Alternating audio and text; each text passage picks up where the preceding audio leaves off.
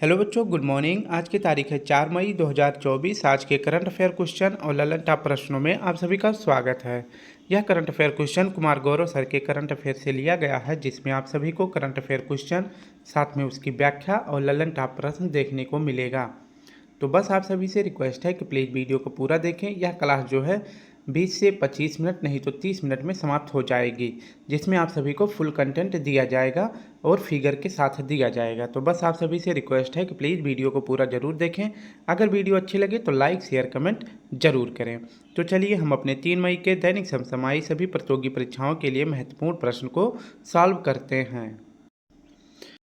तो हमारा पहला प्रश्न है, चीन के चंद्र मिशन चांग E6 पर लॉन्च होने वाले पहले लूनर मिशन ICUBEQ का संबंध किससे है? तो चीन का चंद्र मिशन है चांग E6 पर लॉन्च होने वाले पहले लूनर मिशन ICUBEQ का संबंध किससे है? तो इसका सही जवाब हो जाएगा ICUBEQ का संबंध है पाकिस्तान से। इसके बारे में अध्ययन करें तो चांग E6 मिशन जो है यह चीन का लूनर मिशन है और इस मिशन के तहत जो है चांद से मिट्टी और चट्टान को इकट्ठा किया जाएगा, उसके अध्ययन चांद की सतह को अध्ययन करने के लिए, और जो है चांद की सतह का फोटो खींचने के लिए ICUBEQ जोड़ा गया है, जो कि एक लूनर मिशन है। किसका मिशन है यह? तो यह पाकिस्तान का मिशन है। तो इसमें जो है चांग E6 मिशन किसका है? तो चीन का है, जबकि ICUBEQ मिशन किसका है? तो यह पाकिस्तान का लूनर मिशन है। और ये किस रॉकेट से लॉन्च होगा? तो ये चीन के लॉन्ग मार्च 5 रॉकेट से लॉन्च होगा। ये देख सकते हैं पाकिस्तान का ICUBEQ मिशन है, जो कि एक लूनर मिशन है। ये आप देख सकते हैं, ये पाकिस्तान के स्पेस वैज्ञानिक है। इन्हें आप ध्यान से देख लें, और देख के लगता नहीं है कि ये पाकिस्तान के वैज्ञानिक होंगे, कुछ और ही लग रहा है। तो आप सभी को आइडिया हो गया होगा ये कौन से किस शक्ल के दिख रहे हैं। तो खैर हमें इससे मतलब नहीं है, हमें याद रखना है ICUBEQ जोड़ा गया है, जो कि एक लूनर मिशन है। यह किसका है? तो यह पाकिस्तान का है। जबकि चीन का कौन सा मिशन है? तो चीन का है चीन चांग। ऐसे याद करेंगे तो याद हो जाएगा। तो चीन का है चांग E6 मिशन। नेक्स्ट देखें तो चांद के साउथ पोल पर लैंड करने वाला दुनिया का पहला देश कौन सा है? तो ये अपना प्यारा भारत है। तो चांद के साउथ पोल पर लैंड करने वाला दुनिया का पहला देश है इंडिया। अगर बात करें कौन सा मिशन लैंड किया था, तो चंद्रयान 3 मिशन लैंड लैंड कराया गया था। और यह कब लॉन्च हुआ था? तो 14 जुलाई को लॉन्च हुआ था। किस रॉकेट से? तो LVM 3rd M4 रॉकेट से लॉन्च हुआ था। और चांद के साउथ पोल पर कब लैंड किया था? तो 23 अगस्त को लैंड किया था। जिस जगह पे हमारा चंद्रयान 3rd मिशन लैंड किया था, उस पॉइंट को चांद पर क्या कहा जाता है? तो उस पॉइंट को नाम दिया गया है शिव शक्ति पॉइंट। इसलिए जो है 23 अगस्त को हम राष्ट्रीय अंतरिक्ष दिवस भी मनाते हैं। राष्ट्रीय अंतरिक्ष दिवस कब मनाया जाता है? तो यह मनाया जाएगा अब से 23 अगस्त को। नेक्स्ट पॉइंट है हमारा, चांद पर लैंड करने वाला पहला निजी लैंडर, यानी चांद पर लैंड करने वाला पहला प्राइवेट कंपनी कौन सा है? तो कंपनी का नाम है इंटूएटिव कंपनी। और अगर बात करें लैंडर का क्या नाम है? तो लैंडर का नाम है ओडिसियस। चांद की सतह पर उतरने वाला पहला अंतरिक्ष यात्री कौन है? तो नील आर्मस्ट्रांग है। और कब ये चांद की सतह पर उतरे थे? तो 20 जुलाई 1969 को उतरे थे। अगर बात करें किस वाहन से गए थे, या फिर कहें किस विमान से गए थे, तो अपोलो 11 से गए थे। ये भी आपको याद रखना है, अब अपोलो 11 से गए थे। नेक्स्ट हमारा है, चांद पर जाने वाली पहली महिला कौन है? तो चांद पर अभी जो है कुछ समय बाद जो है चांद पर फिर से मनुष्य को अमेरिका के द्वारा उतारा जाएगा, और उसमें जो है जाने वाली चांद पर पहली महिला कौन बन जाएंगी? क्रिस्टियाना कोच बन जाएंगी। अगर बात करें चांद पर वापस मनुष्यों को भेजने के लिए कौन सा मिशन स्टार्ट हुआ है? तो आर्टेमिस मिशन स्टार्ट हुआ। किसके द्वारा? तो यह नासा के द्वारा स्टार्ट हुआ है। और इसी मिशन के तहत जो है चांद पर पहली महिला कौन भेजी जाएंगी? तो क्रिस्टियाना कोच भेजी जाएंगी। सामाजिक न्याय की प्रतिमा किसकी प्रतिमा है? तो सामाजिक न्याय की प्रतिमा किसकी प्रतिमा है? तो यह डॉक्टर BR अम्बेडकर की प्रतिमा है। और यह प्रतिमा का अनावरण, यानी कि यह प्रतिमा कहाँ पर स्थापित हुई है? तो विजयवाड़ा आंध्र प्रदेश में। नेक्स्ट है, किस राज्य के स्वदेशी खजूर जिसका नाम है कच्ची खरेक को GI टैग दिया गया है? तो कच्ची खरेक खजूर गुजरात राज्य का है, जिसे अभी हाल ही में GI टैग दिया गया है। असम राज्य के सर्वोच्च नागरिक सम्मान असम वैभव पुरस्कार 2023 से किसे सम्मानित किया गया है? तो इसका सही जवाब हो जाएगा पूर्व मुख्य न्यायाधीश रंजन गोगोई जी को सम्मानित किया गया है असम वैभव पुरस्कार 2023 से। इन्होंने राम मंदिर का ऐतिहासिक फैसला भी सुनाया था। तो अगर बात करें कि राम मंदिर का ऐतिहासिक फैसला किस पूर्व मुख्य न्यायाधीश ने सुनाया था, तो उनका नाम है रंजन गोगोई जी। सेकंड प्रश्न हमारा, हाल ही में 46वीं अंटार्कटिका संधि सलाहकार बैठक का मेजबान देश कौन सा है? तो 46वीं अंटार्कटिका संधि सलाहकार बैठक का मेजबान देश है अपना प्यारा भारत। ऑप्शन सी सही हो जाएगा। इसके बारे में अध्ययन करें तो अंटार्कटिका संधि पर जो है, इसकी संधि के लिए साइन यानी कि सभी देशों ने मिलकर जो है अंटार्कटिका संधि पर साइन कब किया था? तो 1959 में किया था। और अंटार्कटिका संधि कब से लागू होती है? तो 1961 में लागू हो जाती है। और इसकी पहली बैठक भी जो है 1961 में होती है। पहली बैठक कहाँ पर होती है? कैनबरा में होती है।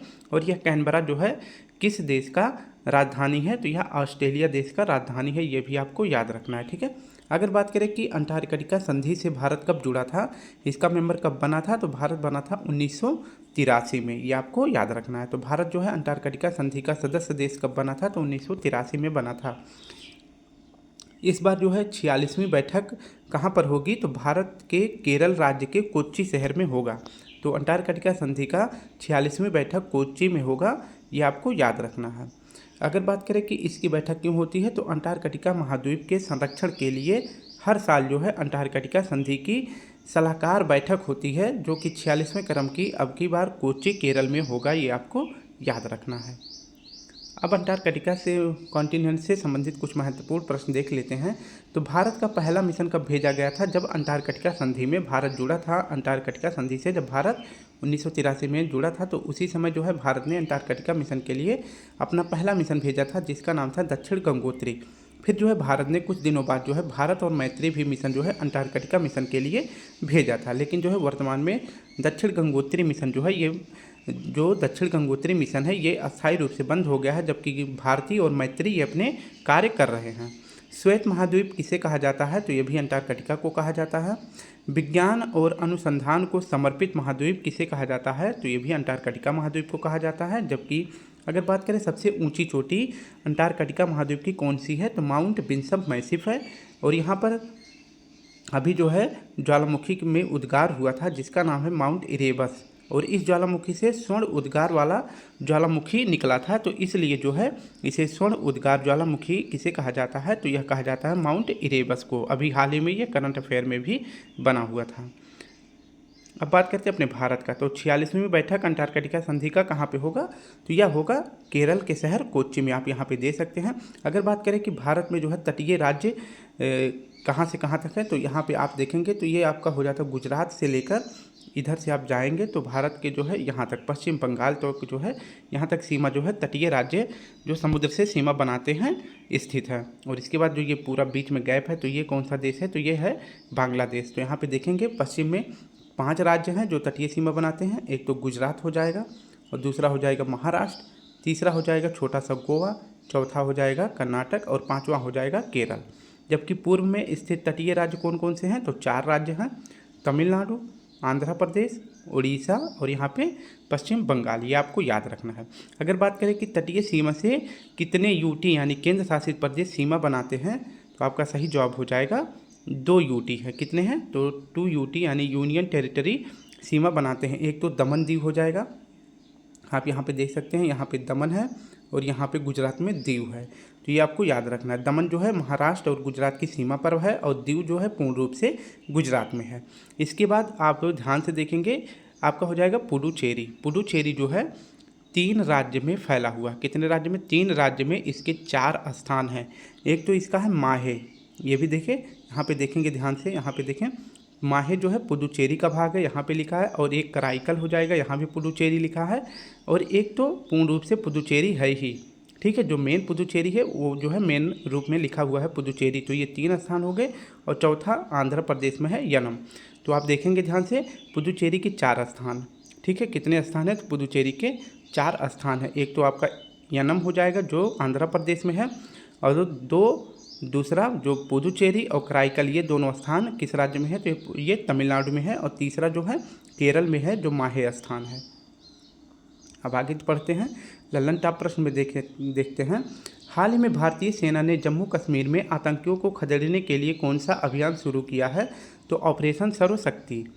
केंद्र सरकार ने किसे 9वीं भारतीय शास्त्रीय भाषा के रूप में अपनाने की घोषणा करी है, तो भारत में जो है 6 शास्त्रीय भाषाएं को अभी जो है ऑफिशियली रूप से मान्यता दी गई है, जबकि 3 और भाषाओं को सम्मिलित करने के लिए प्रस्ताव पारित किया गया है, जिनमें से 9वीं भाषा अगर पूछे तो 6 तो पारित हो चुकी है जो ऑफिशियली है, और 3 और पारित होना है, जिनका नाम है 7वें नंबर पर प्राकृत है, 8वें नंबर पर पाली है, और 9वें क्रम पर कौन सी शास्त्रीय भाषा है, तो फारसी है। तो ये तीनों आपको याद रखना है, ये तीनों भी जल्द ही संविधान में जोड़ी जाएंगी।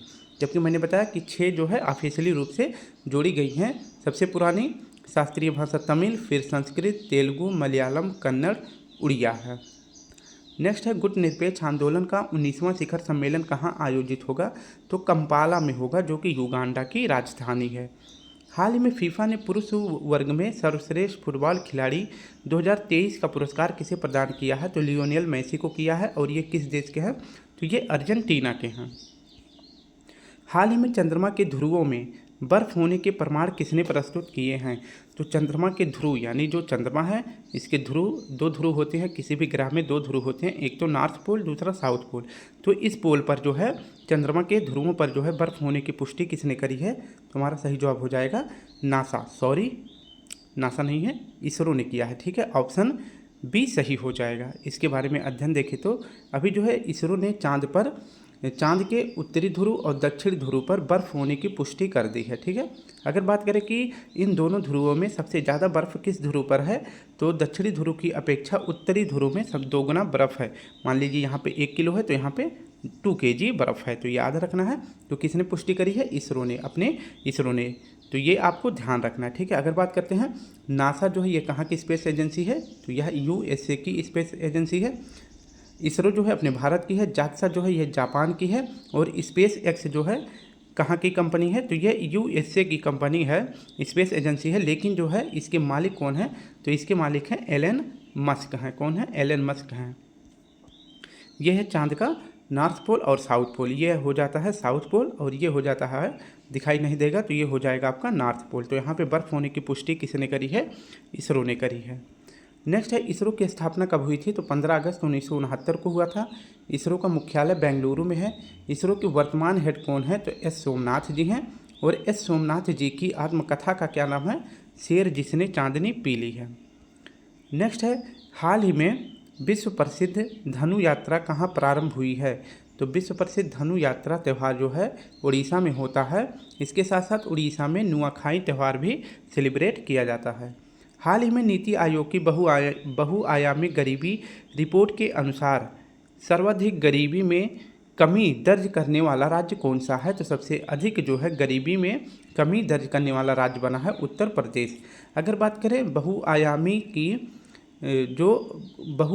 की गरीबी रिपोर्ट जो है, ये अगर बात करें कि भारत स्तर पर कौन जारी करता है, तो नीति आयोग जारी करता है। ठीक है, कौन जारी करता है, तो यह नीति आयोग जारी करता है। बहुआयामी रिपोर्ट यह जारी किया जाता है भारत स्तर पर नीति आयोग के द्वारा। जबकि अगर बात करें बहुआयामी गरीबी रिपोर्ट वर्ल्ड लेवल पर कौन जारी करता है, तो UNDP यानी यूनाइटेड नेशन डेवलपमेंट प्रोग्राम के द्वारा विश्व स्तर पर जारी किया जाता है।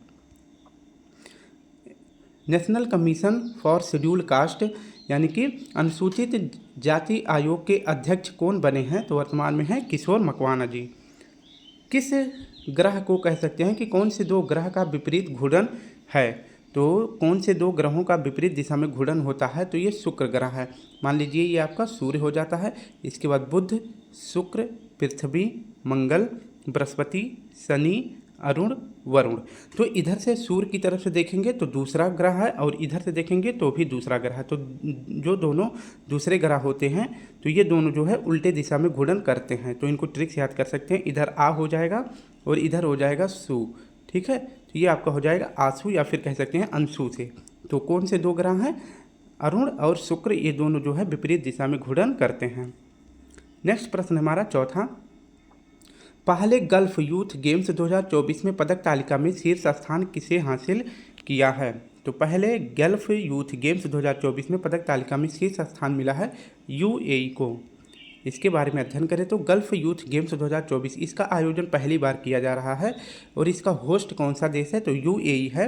और पॉइंट टेबल में जो है पहला स्थान यानी पहला रैंक किस देश को मिला है तो यूएई को मिला है, जिसमें यूएई ने 296 पदक जीते हैं, जबकि दूसरे स्थान पर सऊदी अरब है। अगर बात करें कि आईसीसी का मुख्यालय कहाँ है तो इंटरनेशनल क्रिकेट काउंसिल का मुख्यालय है दुबई में। अगर अभी बात करें 2024 में COP 28 की अध्यक्षता किसने करी थी, दुबई यानी यूएई ने करी थी। इसके बाद यूएई की राजधानी का क्या नाम है, अबू धाबी है, और यहाँ की मुद्रा का क्या नाम है, दिरहम है। अब हम अबू धाबी यानी कि यूएई की लोकेशन देख लेते हैं। गल्फ कंट्री के अंतर्गत यूएई देश कहाँ स्थित है, तो ध्यान से देखेंगे, मैं थोड़ा सा जूम कर रहा हूँ ताकि आप सभी को क्लियर दिख जाए, ठीक है।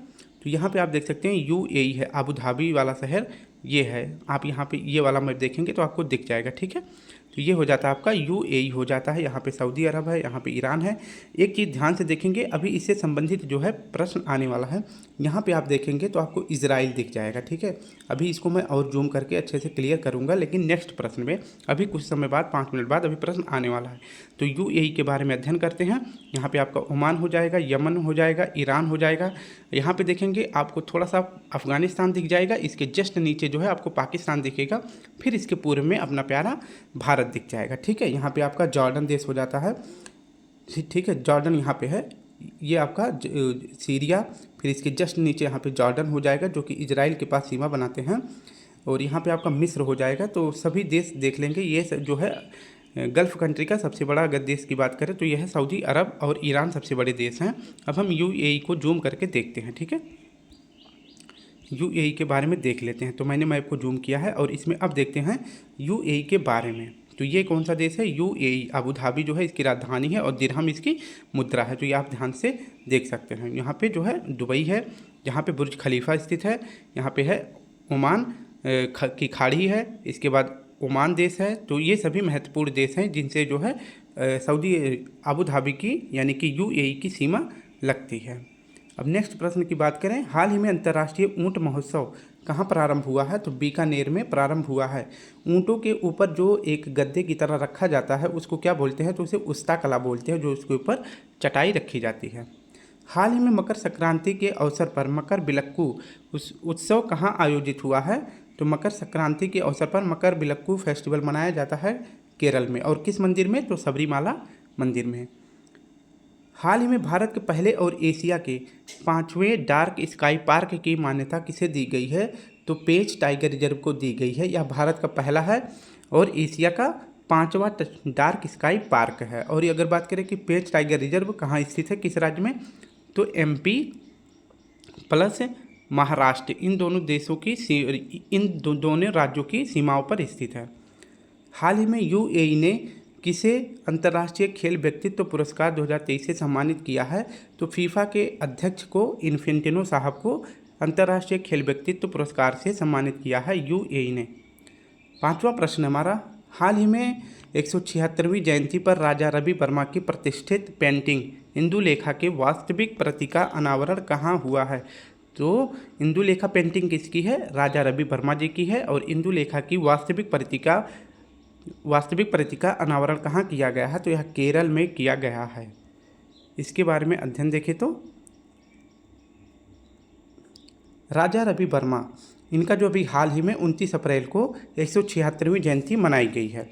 और राजा रवि वर्मा जो है ये प्रसिद्ध चित्रकार है और इनकी प्रसिद्ध फेमस पेंटिंग कौन सी है, इंदुलेखा है। और इंदुलेखा की वास्तविक प्रति का अनावरण हुआ है कहाँ पर, त्रावणकोर केरल में हुआ है। और केरल के किस जगह पे तो केरल के त्रावणकोर में हुआ है। त्रावणकोर के अंतर्गत किली मनूर पैलेस में इंदुलेखा की वास्तविक प्रति का अनावरण किया गया है।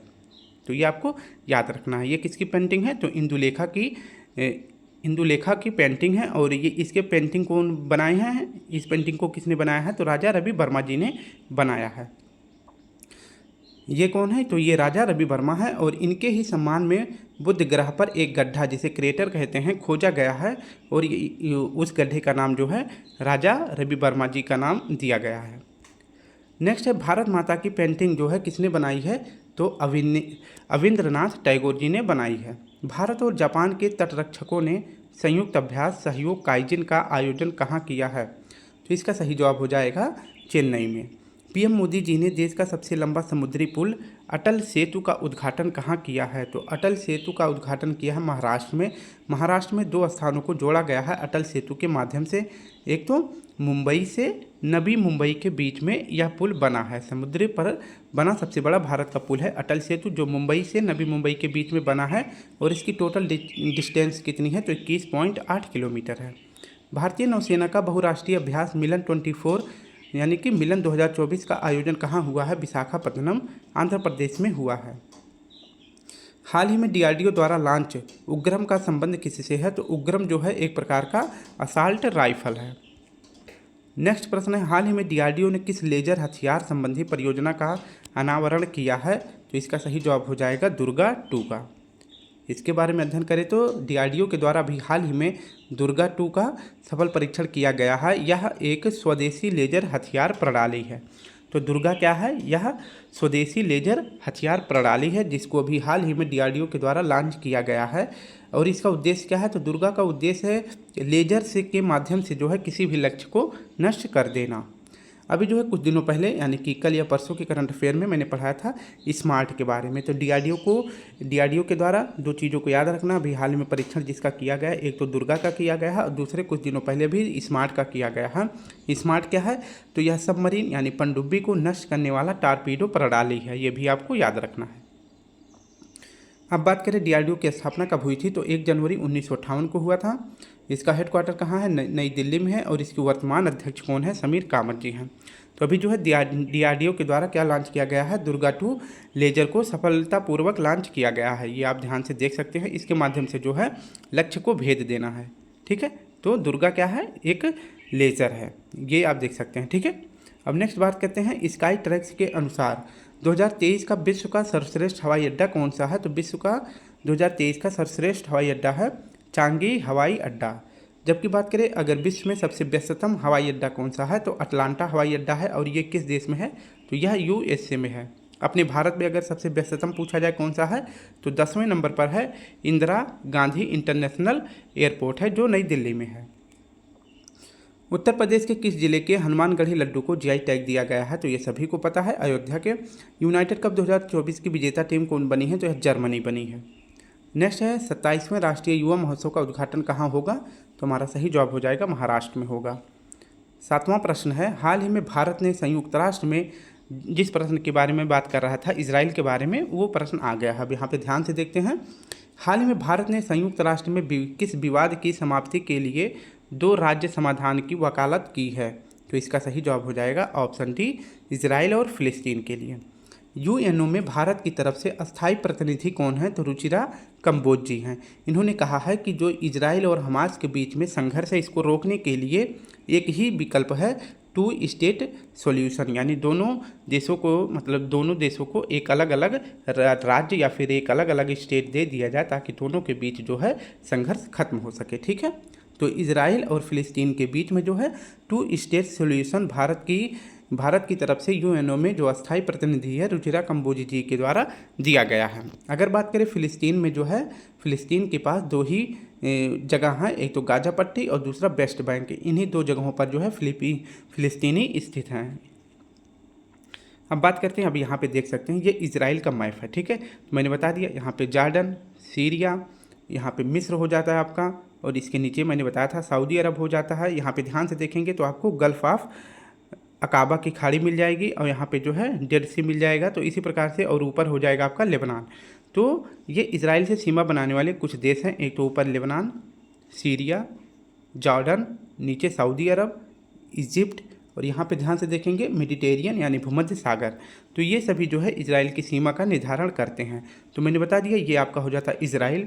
अब यहाँ पे फिलिस्तीन के पास 2 ही स्थान हैं, ये आपका हो जाता है वेस्ट बैंक जो कि फिलिस्तीन के पास है, और दूसरा यहाँ पे है गाजा पट्टी, यहाँ पे देखेंगे भूरे कलर से। तो ये 2 स्थान जो है फिलिस्तीनियों के पास है। अब इसको थोड़ा सा जूम करके और अच्छे से देखते हैं, ये आप ध्यान से देखेंगे, अब आपको यहाँ पर क्लियर हो जाएगा। ठीक है, थोड़ा जूम करने पर जो है थोड़ा सा मैप फट जा रहा है, तो मैंने बता दिया कि ये वाला जो जगह है ये वेस्ट बैंक है, ये फ़िलिस्तीन के पास है, और दूसरा यहाँ पे गाज़ा पट्टी है तो ये भी फ़िलिस्तीन के पास है, तो ये आपको याद रखना है, ठीक है। तो यहाँ पे कहा गया है यूएनओ में भारत की जो प्रतिनिधि हैं रुचिरा कंबोज जी के द्वारा कि जो इजराइल और फ़िलिस्तीन और जो मैंने बताया कि हमास जो है जो आतंकी संगठन है वो किस जगह पे रह रहा है, तो वो गाज़ा पट्टी में रह रहा है, ठीक है। तो इजराइल और हमास के बीच जो है इस विवाद को ख़त्म करने के लिए जो वर्तमान में जिस जगह पे जो व्यक्ति स्थित हैं उनको वहीं पे स्थापित कर दिया जाए। तो इसका मतलब है कि जो फ़िलिस्तीन के लोग या गाज़ा पट्टी में हैं या वेस्ट बैंक में हैं, ठीक है। तो जो वेस्ट बैंक में हैं और गाज़ा पट्टी में है तो इन दोनों को जो है अंतर्राष्ट्रीय स्तर पर जो है एक देश के रूप में मान्यता दे दी जाए, तो इससे जो है विवाद खत्म हो जाएगा। लेकिन एक बात आप सभी को बता दें, जब यहाँ पे इजराइल जो है आया था शरणार्थी के रूप में तो कैसे इक्का दुक्का कहीं कहीं पर ऐसे बसे थे, ठीक है। और बाकी के पूरे मैप पे कौन थे, फिलिस्तीनी थे। लेकिन आज एक समय आ गया है कि जो है फिलिस्तीनी जो है यहाँ पे शरणार्थी के रूप में हो गए हैं, तो ये आपको ध्यान रखना है, ठीक है। अब नेक्स्ट देख लेते हैं, प्रश्न हमारा है हाल ही में विश्व हिंदी दिवस 2024 कब मनाया गया है। तो 10 जनवरी को मनाया जाता है विश्व हिंदी दिवस, जबकि 14 सितंबर को मनाया जाता है राष्ट्रीय हिंदी दिवस।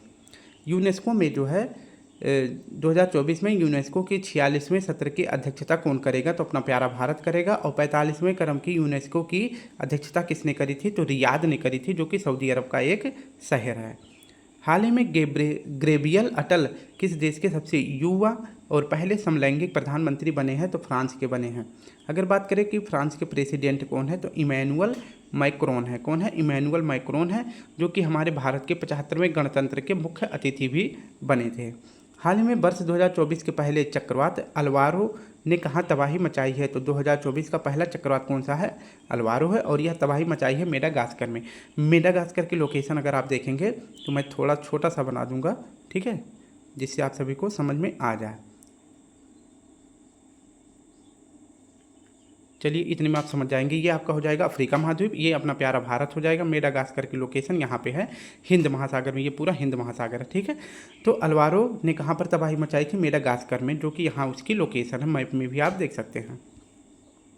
8वां प्रश्न है, हाल ही में भारतीय सेना और पुतिन बालन समूह ने संविधान पार्क कहाँ विकसित किया है, तो भारतीय सेना और पुतिन बालन समूह ने संविधान पार्क का निर्माण किया है पुणे में। ऑप्शन बी सही हो जाएगा। इसके बारे में अध्ययन करें तो इंडियन आर्मी और पुनीत बालन समूह ने संविधान पार्क का निर्माण पुणे महाराष्ट्र में विकसित किया है, ये आपको ध्यान रखना है। और यहाँ पे जो है जो संविधान पार्क विकसित किया गया है इसमें जो है मौलिक कर्तव्यों पर बल दिया गया है। मौलिक कर्तव्य के बारे में देख लेते हैं। मौलिक कर्तव्य का उल्लेख जो है भाग 4A में किया गया है, अनुच्छेद जो है 51A है। और मौलिक कर्तव्य का स्रोत जो है USSR यानी सोवियत संघ रूस है। और मौलिक कर्तव्य की स्थापना के लिए किस समिति का गठन किया गया था, तो सरदार सोहन सिंह कमेटी का गठन किया गया था। इसे जो है संविधान में कब शामिल किया गया था, तो मौलिक कर्तव्य को संविधान में शामिल किया गया था 42वें कॉन्स्टिट्यूशन अमेंडमेंट 1976 के द्वारा। और भारत में अगर बात करें उस टाइम पे जो है 10 मौलिक कर्तव्य थे, लेकिन वर्तमान में जो है भारत में 11 मौलिक कर्तव्य हैं। 11वां कब जोड़ा गया था, तो यह जोड़ा गया था 86वें कॉन्स्टिट्यूशन अमेंडमेंट 2002 के द्वारा। और कौन सा भाग जोड़ा गया था, तो 51A के जोड़ा गया था, जो कि किससे संबंधित है, तो यह संबंधित है शिक्षा से संबंधित है। ये हमारा है संविधान पार्क, ठीक है, जिसकी स्थापना कहाँ की गई है, पुणे महाराष्ट्र में की गई है। और यहाँ पे क्या बना है, तो आप ये देख सकते हैं प्रियम्बल यानी ये प्रस्तावना बना है। तो थोड़ी सी जानकारी प्रस्तावना के बारे में भी देख लेते हैं। प्रस्तावना जो है संविधान में जो हमारा केंद्रीय मंत्रिमंडल बैठा था उस टाइम पे, तो कब पेश किया गया था, तो प्रस्तावना को पेश किया गया था 13 दिसंबर 1946 में। इसे पास या फिर कहे लागू कब किया गया था, तो कुछ 2-3 महीने बाद जो है इसे पास किया गया था। 2 महीने बाद लगभग 22 जनवरी 1947 को पास कर दिया गया था। अगर बात करें कि प्रस्तावना संविधान का अंग है या नहीं है, इसको आप सभी को बताना है। तो उस टाइम पे जो है एक केस हुआ था जिसका क्या नाम था, बेरुबाड़ी केस हुआ था। इसमें जो है ये बात कही गई थी जो प्रस्तावना है ये संविधान का भाग नहीं है, मतलब प्रस्तावना जो है संविधान का भाग नहीं है। यह किस केस में कहा गया है, तो बेरुबाड़ी केस में कहा गया है। लेकिन इसके कुछ सालों बाद जो है 1973 में, अगर बात करें 1973 में जो है तारीख थी 24 अप्रैल को ये कहा गया था कि नहीं, जो प्रस्तावना है यह संविधान का भाग है, इसमें संशोधन भी हो सकता है। ठीक है, तो प्रस्तावना संविधान का भाग नहीं है, यह बेरूबाड़ी केस में कहा गया था, लेकिन प्रस्तावना संविधान का भाग है, यह केशवानंद भारती केस में कहा गया था। अगर बात करें कि प्रस्तावना में संशोधन हो सकता है, तो हाँ, प्रस्तावना में संशोधन हो सकता है, यह भी बात कही गई है। और यह बात कब कहा गया था? तो 42वें संविधान संशोधन 1976 में यह बात कही गई थी, और इसी टाइम पे प्रस्तावना में पहली बार संशोधन किया गया था। और इसमें संशोधन के माध्यम से प्रस्तावना में 3 शब्द जोड़े गए थे, समाजवाद, पंथनिरपेक्षतावाद और इसके बाद अखंडता। तो ये 3 शब्द जोड़े गए थे प्रस्तावना में। नेक्स्ट हमारा, हाल ही में किस राज्य के आदिकेकीर और वांचो लकड़ी के शिल्प को जीआई टैग दिया गया है? तो ये दोनों प्रोडक्ट जो है अरुणाचल प्रदेश के हैं, जिन्हें जीआई टैग दिया गया था। हाल ही में आईपीएस रश्मि शुक्ला किस राज्य की पहली महिला पुलिस महानिदेशक नियुक्त हुई हैं? तो हमारा सही जवाब हो जाएगा महाराष्ट्र की। हाल ही में देश में पहली बार मल्टी स्पोर्ट्स बीच गेम्स का आयोजन कहाँ किया गया था? तो मैंने आप सभी को बताया था कि जो ये गुजरात का भाग है, यहाँ पे दीव है और यहाँ पे दमन है। ठीक है, तो इन दोनों को जो है अब मिला दिया गया था, 2020 में मिलाकर एक यूटी बना दी गई थी। तो पहले ये अलग अलग यूटी हुआ करते थे, लेकिन अब ये जो है पहले जो है अलग अलग हुआ करते थे, लेकिन वर्तमान में 2020 के बाद ये दोनों एक हो गई हैं। तो पहली बार मल्टी स्पोर्ट्स बीच गेम का आयोजन दीव में किया गया था, इस स्थान पर किया गया था। और इसमें जो है पहले टॉप किसने किया था? तो मध्य प्रदेश ने टॉप किया था। हाल ही में आधिकारिक तौर पर भारत के 84वीं ग्रैंड मास्टर का खिताब किसे मिला है? तो हमारा सही जवाब हो जाएगा वैशाली रमेश बाबू। हम सभी को पहले से ही पता था कि हमारे देश की जो है 84वीं ग्रैंड मास्टर कौन है, तो वैशाली रमेश बाबू जी हैं, लेकिन इन्हें जो है अभी भारत सरकार के द्वारा ऑफिशियली तौर पर इन्हें घोषित कर दिया गया है। भारत की नवीनतम ग्रैंड मास्टर कौन बनी है? तो वैशाली रमेश बाबू जी बनी हैं, और इन्हें जो है 84वें नंबर की ये फीडे संस्था के द्वारा इन्हें जो है ग्रैंड मास्टर घोषित कर दिया गया है, ये आपको याद रखना है। अगर बात करें कि वैशाली रमेश बाबू जी को 2024 में जो है अर्जुन अवार्ड से भी सम्मानित किया गया है। अगर बात करें वहीं कि 2024 में कितने लोगों को अर्जुन अवार्ड से सम्मानित किया गया है, तो 26 लोगों को अर्जुन अवार्ड से सम्मानित किया गया है, जिसमें वैशाली रमेश बाबू जी भी हैं। वैशाली रमेश बाबू जी ये जो है किनकी बहन है? तो आर प्रज्ञानंद, ये भी जो है भारत के ग्रैंड मास्टर रह चुके हैं, आर प्रज्ञानंद की बहन हैं। कोनेरू हम्पी, ये भी एक ग्रैंड मास्टर रह चुकी हैं। इसके बाद विजय लक्ष्मी पंडित, ये भारत की पहली महिला ग्रैंड मास्टर है। अगर बात करें भारत के पहले पुरुष ग्रैंड मास्टर कौन थे, तो आपका सही जवाब हो जाएगा पुरुष में विश्वनाथ आनंद जी थे, ये भी आपको याद रखना है। जबकि शतरंज कैंडिडेट टूर्नामेंट जीतने वाले सबसे युवा व्यक्ति कौन है? तो डी गुगेश हैं, और इनके गुरु कौन है? तो विश्वनाथ आनंद जी हैं, जो कि भारत के पहले पुरुष में ग्रैंड मास्टर बने थे। महिला में कौन बनी थी? तो विजया लक्ष्मी पंडित जी बनी थी। ये हैं आर प्रज्ञानंद और उनकी बहन आर वैशाली जी। ठीक है, हाल ही में हिम तेंदुआ को किसने राष्ट्रीय प्रतीक घोषित किया है? तो किस देश ने? तो किर्गिस्तान ने हिम तेंदुआ को अपना राष्ट्रीय प्रतीक घोषित किया है। जबकि भारत में अगर बात करें किस राज्य तो नहीं है, ये यूटी है, केंद्र शासित प्रदेश है। तो भारत में किस केंद्र शासित प्रदेश ने हिम तेंदुआ को अपना राष्ट्रीय प्रतीक घोषित किया है? तो लद्दाख ने। देश में किर्गिस्तान और यूटी में लद्दाख। हाल ही में न्यू स्पेस इंडिया लिमिटेड ने GSAT-20 को किस रॉकेट से लॉन्च किया है? तो फाल्कन 9 रॉकेट से लॉन्च किया है, और ये किसका स्पेस रॉकेट है? तो यह है स्पेस एक्स का रॉकेट है, और इसके मालिक कौन है? एलन मस्क हैं। हाल ही में MS स्वामीनाथन पुरस्कार से किसे सम्मानित किया गया है? तो प्रोफेसर BR कंबोज जी को MS स्वामीनाथन पुरस्कार से सम्मानित किया गया है। जबकि MS स्वामीनाथन को 2024 में जो है भारत रत्न से भी सम्मानित किया गया है। भारत और UAE के बीच संयुक्त सैन्य अभ्यास डेजर्ट साइक्लोन 2024 कहाँ प्रारंभ हुआ है? तो इसका सही जवाब हो जाएगा राजस्थान में। डेजर्ट साइक्लोन यह किसके बीच में होता है? तो भारत और UAE के बीच में होता है। जबकि अगर बात करें सिर्फ साइक्लोन की, तो यह किसके बीच में होता है? साइक्लोन जो है इंडिया और मिस्र के बीच में आयोजित होता है, जबकि डेजर्ट साइक्लोन भारत और UAE के बीच में हुआ है। आज का आखिरी प्रश्न देखते हैं। हाल ही में वायुसेना की प्रशिक्षण कमान के प्रमुख पद पर किसे नियुक्त किया गया है? तो वायुसेना के प्रशिक्षण कमान के प्रमुख पद पर किसे नियुक्त किया गया है? तो हमारा सही जवाब हो जाएगा नागेश कपूर जी को। ठीक है, अभी हम चारों हमारे लिए ऑप्शन जो है इंपॉर्टेंट हो जाते हैं, तो चारों ऑप्शन को सॉल्व करते हैं। तो सबसे पहले देखते हैं कि एयरफोर्स के जो ट्रेनिंग कमान है इसके प्रमुख कौन बनाए गए हैं? नागेश कुमार जी बनाए गए हैं। ये है नागेश कुमार जी। अगर वही बात करें नौसेना के नेक्स्ट हेड कौन होंगे? तो दिनेश कुमार त्रिपाठी जी होंगे। नेक्स्ट है एयरफोर्स स्टाफ में जो है उपाध्यक्ष पद पर किसे नियुक्त किया गया है? तो कृष्णा स्वामीनाथन जी को किया गया है। जबकि महिला हॉकी टीम के कोच कौन बनाए गए हैं? तो हरेंद्र सिंह बनाए गए हैं। और ये कब तक बने रहेंगे? तो 2028 तक बने रहेंगे, जब तक लॉस एंजल्स ओलंपिक नहीं हो जाता है। हाल ही में इसरो ने एक्सेलरे पोलरीमीटर सैटेलाइट एक्सपोसैट को किसी से प्रक्षेपित किया है? तो PSLV C58 से किया गया है। नेक्स्ट है अर्धसैनिक बलों के आधिकारिक संचार और दस्तावेज साझा करने के लिए कौन सा ऐप विकसित किया गया है? तो साइंस ऐप विकसित किया गया है। किसके लिए? जो अर्धसैनिक बल हैं उनके आधिकारिक संचार और दस्तावेज को साझा करने के लिए। महर्षि वाल्मीकि अंतर्राष्ट्रीय हवाई अड्डे का उद्घाटन कहाँ किया गया है? अयोध्या में किया गया है।